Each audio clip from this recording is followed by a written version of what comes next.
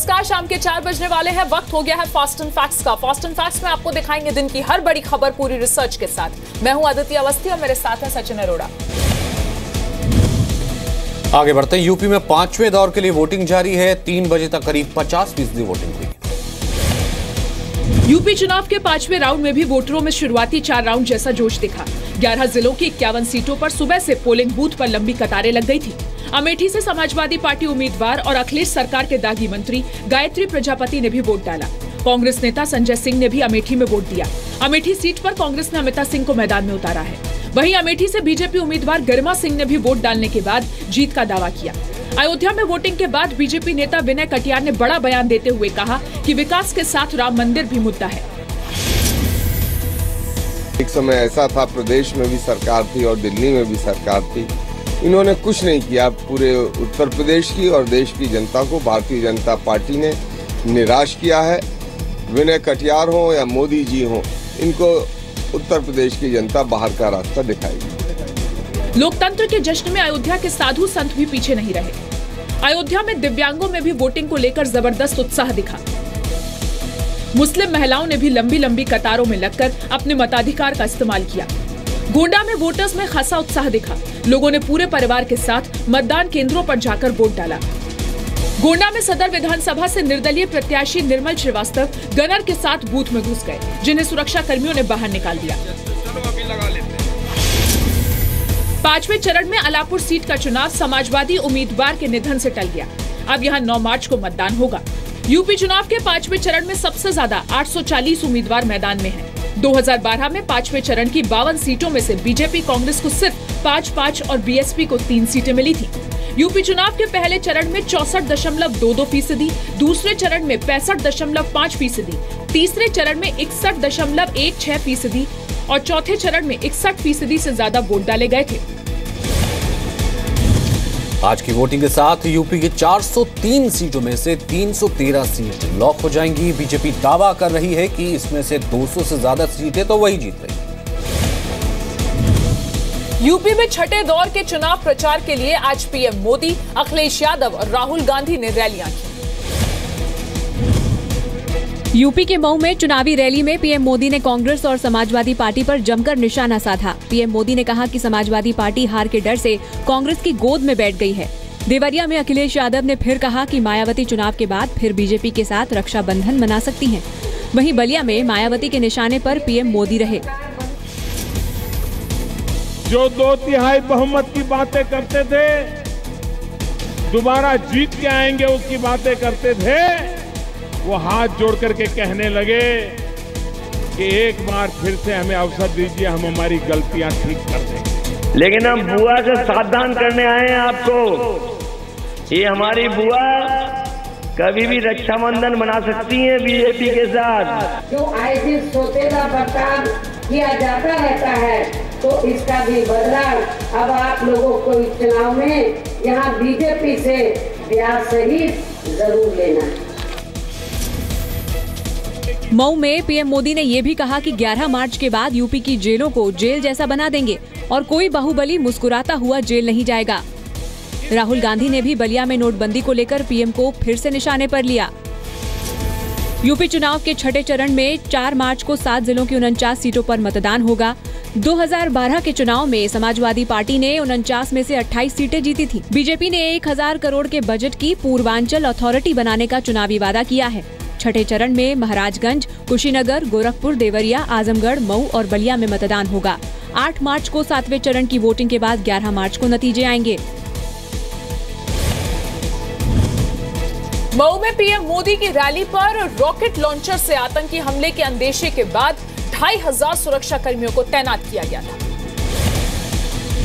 Delhi high court से BSP नेता मुख्तार अंसारी को तगड़ा झटका लगा है। कोर्ट ने अंसारी की पैरोल अर्जी खारिज कर दी। यूपी के मऊ में बाहुबली विधायक मुख्तार अंसारी को जेल में ही बैठकर वोट मांगने पड़ेंगे। अंसारी का चुनाव प्रचार कर पाने का प्लान दिल्ली हाईकोर्ट ने कैंसिल कर दिया है।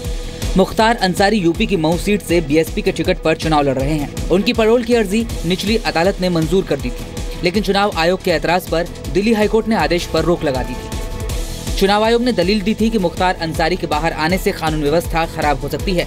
कोर्ट ने दलील को दमदार माना।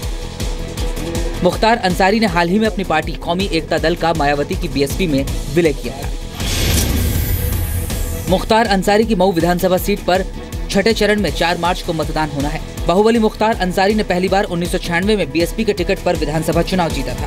2002 और 2007 में मुख्तार अंसारी ने निर्दलीय चुनाव जीता था। 2010 में बीएसपी से निकाले जाने के बाद अंसारी ने कौमी एकता दल नाम से अपनी पार्टी बनाई। मुख्तार अंसारी पर हत्या, मारपीट और हत्या की कोशिश समेत कुल 13 आपराधिक मामले चल रहे हैं। बीएसपी में शामिल होने से पहले अंसारी बंधु अपनी पार्टी समाजवादी पार्टी में विलय करने जा रहे थे, लेकिन अखिलेश यादव ने ब्रेक लगा दिया। दिल्ली में आम आदमी पार्टी के विधायक के भाई को पड़ोसी से मारपीट और महिला से बदसलूकी के आरोप में गिरफ्तार किया गया है।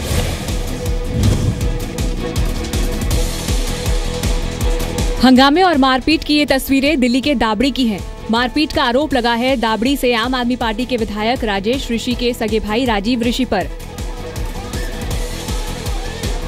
विधायक के भाई राजीव और उनके साथी पर बीती रात पार्किंग को लेकर हुए विवाद में पड़ोसी घर के बुजुर्ग से मारपीट और महिला से बदसलूकी का आरोप लगा है। कुछ लोगों ने पूरी वारदात का मोबाइल से वीडियो बना लिया।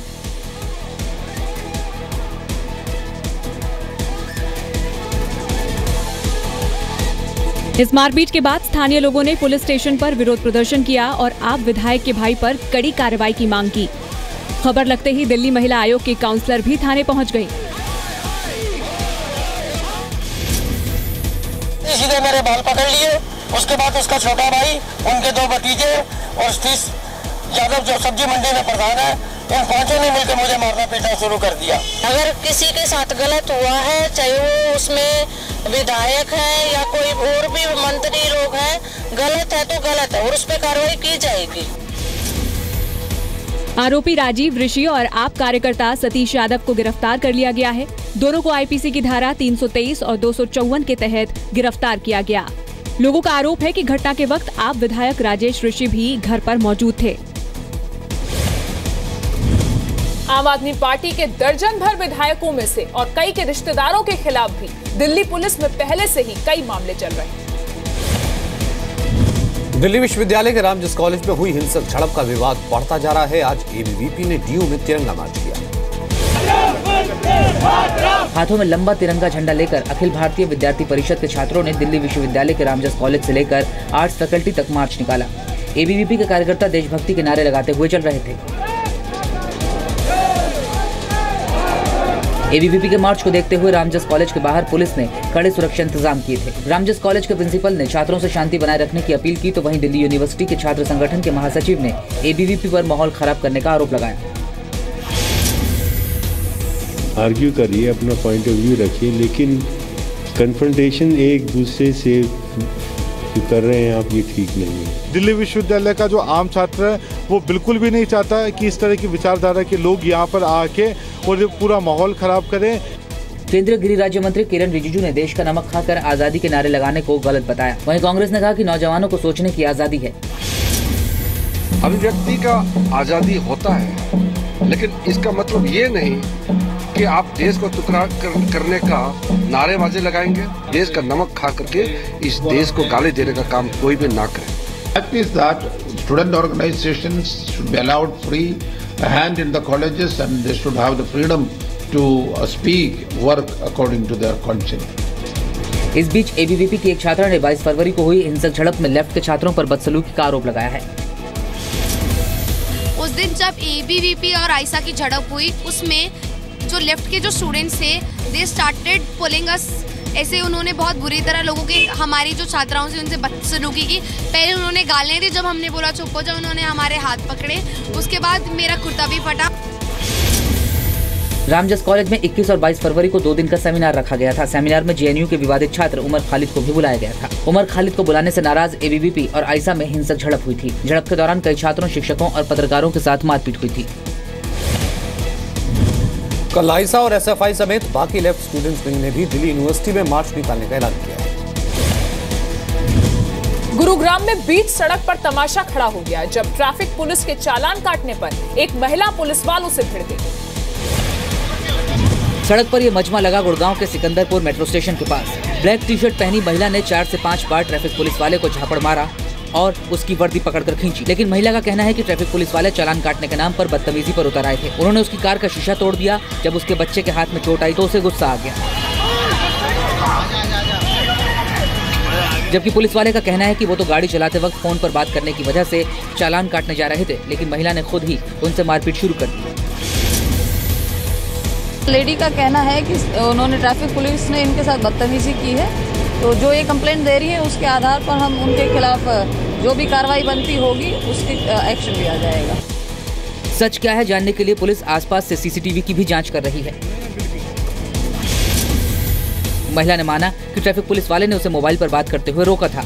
महिला का कहना है कि कॉल डॉक्टर का था, उसने पुलिस को भी बता दिया था। ट्रैफिक पुलिस का कहना है कि शुरुआत में बदतमीजी से बात महिला ने ही शुरू की। पुलिस ने महिला पर सरकारी ड्यूटी में बाधा पहुंचाने का भी आरोप लगाया है। पुलिस का कहना है कि महिला जब ट्रैफिक कांस्टेबल से धक्का मुक्की कर रही थी तब उसी के धक्के से विंडो का शीशा टूटा। आतंकी संगठन सिमी के सरगना सफ्तर नागोरी समेत 11 आतंकियों को इंदौर की स्पेशल कोर्ट ने देशद्रोह के आरोप में उम्र कैद की सजा सुनाई है। देशद्रोह के आरोपी सिमी के 11 आतंकियों को इंदौर की स्पेशल कोर्ट ने उम्र कैद का फैसला वीडियो कॉन्फ्रेंसिंग के जरिए सुनाया। आतंकियों ने खुद कोर्ट से अपील की थी कि वो इंदौर नहीं जाना चाहते। सभी आतंकी इस वक्त गुजरात की साबरमती जेल में बंद हैं। सिमी के सरगना सफदर नागौरी समेत 11 आतंकियों से कोर्ट ने 2 दिन पहले ही पूछताछ पूरी की थी। सभी से अलग अलग 334 सवाल पूछे गए थे, जिनके जवाब एक जैसे मिले थे। इन सब आरोपीगण को धारा 124A में आजीवन कारावास के दंड से दंडित किया है। सिमी के 17 आतंकियों को 26 मार्च 2008 को इंदौर से गिरफ्तार किया गया था। आतंकियों के पास से बड़ी मात्रा में हथियार, नक्शे और जिहादी साहित्य मिला था। आतंकियों की निशानदेही पर इंदौर के एक फार्म हाउस से 100 डिटोनेटर और 120 विस्फोटक रॉड मिली थी। सिमी पर देश में कई आतंकी घटनाओं में इंडियन मुजाहिदीन की मदद का आरोप है। सिमी के आतंकी 2 बार जेल से भाग चुके हैं। ऐसे ही भोपाल जेल से भागे 8 आतंकियों को एमपी पुलिस ने पिछले दिनों एनकाउंटर में मार गिराया था। फिल्मी दुनिया के सबसे बड़े अवार्ड यानी ऑस्कर अवार्ड्स की घोषणा हो गई है। अमेरिका के लॉस एंजलिस में 89वें ऑस्कर अवार्ड्स की घोषणा की गई। भारतीय मूल के देव पटेल ऑस्कर से चूक गए। देव को फिल्म लॉयन के लिए बेस्ट सपोर्टिंग एक्टर की कैटेगरी में नॉमिनेट किया गया था, लेकिन उनकी जगह महेरशला अली को फिल्म मूनलाइट के लिए बेस्ट सपोर्टिंग एक्टर का अवार्ड मिला। ईरान के डायरेक्टर असगर फरहादी को बेस्ट फॉरेन फिल्म का ऑस्कर मिला। उन्हें यह अवार्ड उनकी फिल्म द सेल्समैन के लिए मिला। लेकिन फरहादी अमेरिका के राष्ट्रपति डोनाल्ड ट्रंप के ईरान समेत 7 मुस्लिम देशों पर वीजा बैन के विरोध में अवार्ड समारोह में शामिल नहीं हुए। फिल्म मूनलाइट ने साल की बेस्ट फिल्म का ऑस्कर अवार्ड जीता। फिल्म ला ला लैंड के लिए एमा स्टोन को बेस्ट एक्ट्रेस और फिल्म मैनचेस्टर बाय द सी के लिए केसी एफ्लेक को बेस्ट एक्टर का ऑस्कर अवार्ड मिला। एनिमेटेड फिल्म जंगल बुक ने बेस्ट विजुअल इफेक्ट्स के लिए ऑस्कर अवार्ड जीता। बॉलीवुड अभिनेत्री प्रियंका चोपड़ा अवार्ड समारोह में सिल्वर गाउन में नजर आई। अमेरिका के academy of motion pictures arts and sciences की संस्था ऑस्कर अवार्ड देती है। ऑस्कर अवार्ड्स की शुरुआत 16 मई 1929 में हुई थी। 1930 में ऑस्कर अवार्ड का पहला प्रसारण रेडियो पर किया गया था। 1953 में ये पहली बार टीवी पर प्रसारित हुआ था। मूनलाइट के लिए बेस्ट सपोर्टिंग एक्टर का अवार्ड जीतने वाले महेरशला अली ऑस्कर जीतने वाले पहले मुस्लिम अभिनेता बन गए हैं। तो कोई ऑस्कर मूवी देखी है अभी? बिल्कुल, ये ला ला लैंड।